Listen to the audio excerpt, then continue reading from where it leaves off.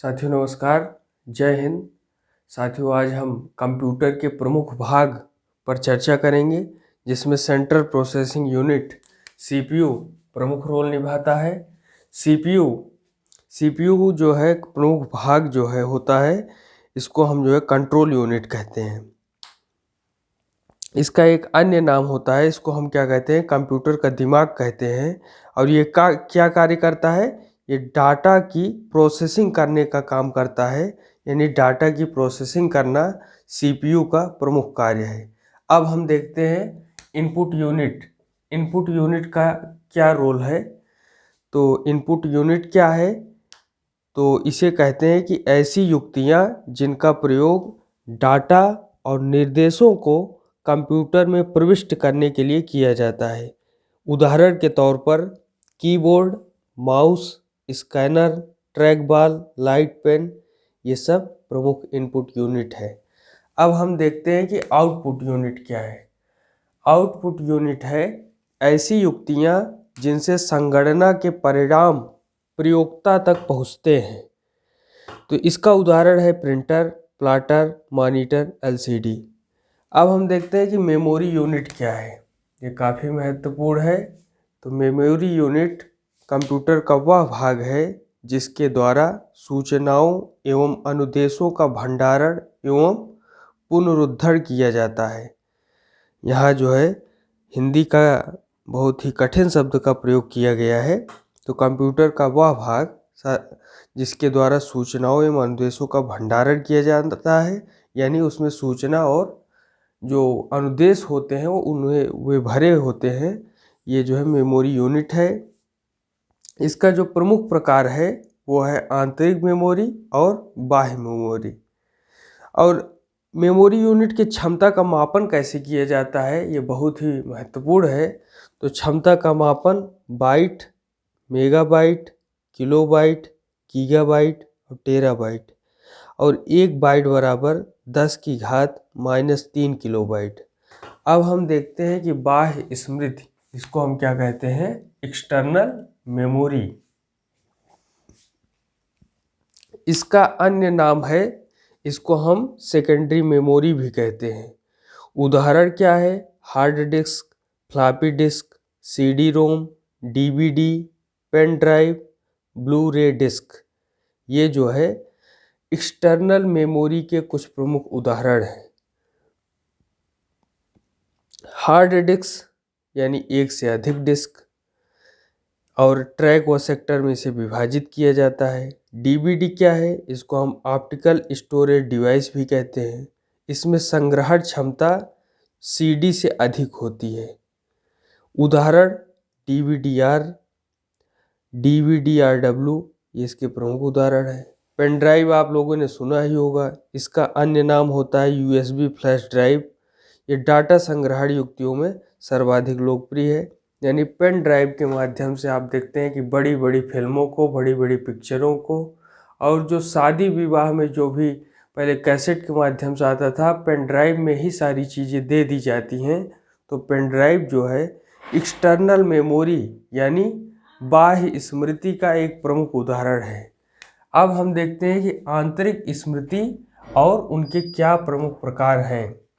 तो आंतरिक स्मृति को हम इंटरनल मेमोरी कहते हैं। इसमें रैम का यूज होता है।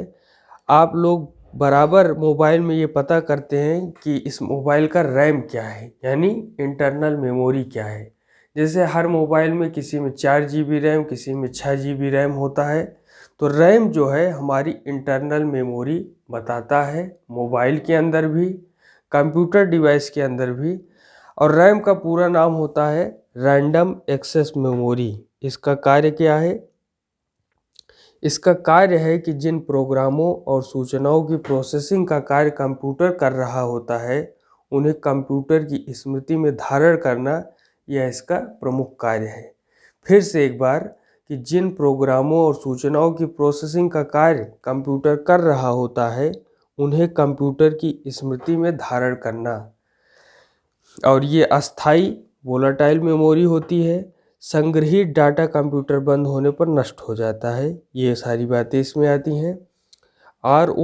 रोम, ये नॉन वोलेटाइल मेमोरी है, इसका पूरा नाम है read only memory. Read only memory, इसका कार्य क्या है? Basic input output system BIOS का संग्रहण करना। इसकी विशेषता क्या है? मेमोरी में भंडारित डाटा या अनुदेश को सिर्फ पढ़ा जा सकता है, हटाया नहीं जा सकता। जो रोम की बातें होती हैं उसे पढ़ा जा सकता है, हटाया नहीं जा सकता। यानी एक प्रकार से हम कह सकते हैं कि जो पीछे की कोडिंग होती है वो जो है हमारा रोम है, उसे पढ़ा जा सकता है लेकिन हटाया नहीं जा सकता। प्रकार क्या है इसके? रैम और रोम है। क्या है ये? कंप्यूटर के मदरबोर्ड में चिप्स के रूप में प्रयुक्त मेमोरी उपकरण है। इसका अन्य नाम क्या है? इसका अन्य नाम है प्राथमिक स्मृति यानी प्राइमरी मेमोरी, और मुख्य स्मृति यानी मेन मेमोरी। अब हम देखते हैं कि कंप्यूटर सॉफ्टवेयर क्या है और कंप्यूटर सॉफ्टवेयर कैसे वर्क करता है। इसके विषय में हम संक्षेप में जान लेते हैं। कंप्यूटर सॉफ्टवेयर यानी सिस्टम सॉफ्टवेयर कंप्यूटर का मुख्य प्रोग्राम करता है। कंप्यूटर को स्टार्ट करने के लिए आवश्यक तत्व है। कंप्यूटर की आंतरिक कार्यप्रणाली को नियंत्रित करता है। एप्लीकेशन सॉफ्टवेयर क्या है? विशेष कार्य के संपादन हेतु निर्माण किया गया सॉफ्टवेयर एप्लीकेशन सॉफ्टवेयर है। जैसे हर मोबाइल में और हर जो है लैपटॉप में एक एप्लीकेशन सॉफ्टवेयर होता है जिसी के माध्यम से विशेष कार्य को जो है संपादित किया जाता है। जैसे उदाहरण के तौर पर word processing software, database software, graphic software, ये सब कंप्यूटर सॉफ्टवेयर के एक उदाहरण है। अब हम देखते हैं कि कंप्यूटर की प्रोग्रामिंग भाषा क्या है, यानी किस भाषा में कंप्यूटर हमारा वर्क करता है, कौन सी भाषा कंप्यूटर समझता है, ये जानना बहुत आवश्यक है। तो कंप्यूटर की जो प्रोग्रामिंग भाषा है इसे हम मशीन भाषा कहते हैं। इसका एक और नाम है, इसे हम बाइनरी भाषा भी कहते हैं।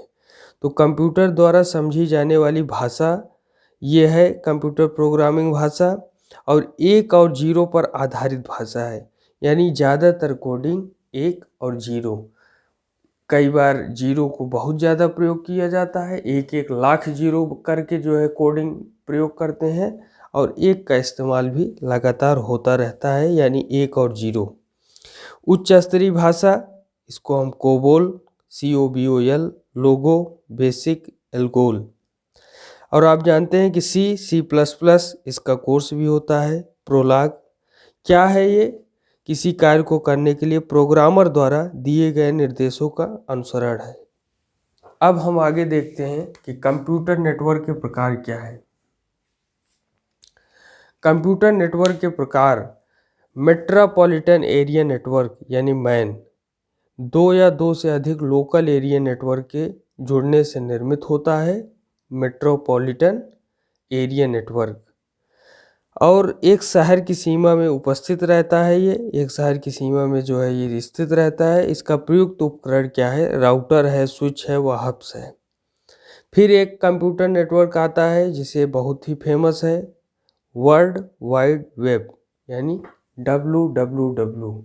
जितने भी साइटें हैं लगभग वो सारी साइटें www.com से खुलती हैं। इसके खोजकर्ता कौन है? इसके खोजकर्ता है टिम बर्नर्स-ली। 1989 ईस्वी में इन्होंने इस चीज़ को बताया। 23 अगस्त 1991 को सार्वजनिक रूप से यह उपलब्ध करा दिया गया था, यानी 23 अगस्त 1991 से www.com पूरी दुनिया के सामने, हमारे सामने उपलब्ध हुआ। इसका उदाहरण क्या है? इसका उदाहरण है इंटरनेट नेटवर्किंग। आज इंटरनेट नेटवर्किंग के कारण पूरी दुनिया कनेक्टिविटी के दौर में आ गई है। यानी हम अमेरिका की खबरों को भारत में जान रहे हैं, सिंगापुर की खबरों को भारत में जान रहे हैं, और दुनिया के हर कोने की खबर को हम सुन रहे हैं, पढ़ रहे हैं, समझ रहे हैं। तो ये सब इंटरनेट नेटवर्किंग और कनेक्टिविटी के कारण ही संभव हो पाया है। अब आता है लोकल एरिया नेटवर्क, LAN। एक भौगोलिक परिधि में सीमित कंप्यूटर नेटवर्क को हम क्या कहते हैं? Local area network. इसका उदाहरण है घर, ऑफिस या भवनों में प्रयुक्त नेटवर्क को हम लोकल एरिया नेटवर्क के उदाहरण के तौर पर देखते हैं। अगला आता है वाइड एरिया नेटवर्क, WAN। ये बड़ी भौगोलिक परिधि में विस्तृत रूप से फैलता है और इसका उदाहरण है इंटरनेट, यानी internet wide area network WAN का हिस्सा है। तो आज हमने इतनी सारी बातें जानी, आगे हम किसी अन्य विषय पर बातचीत करेंगे। धन्यवाद। जय हिंद।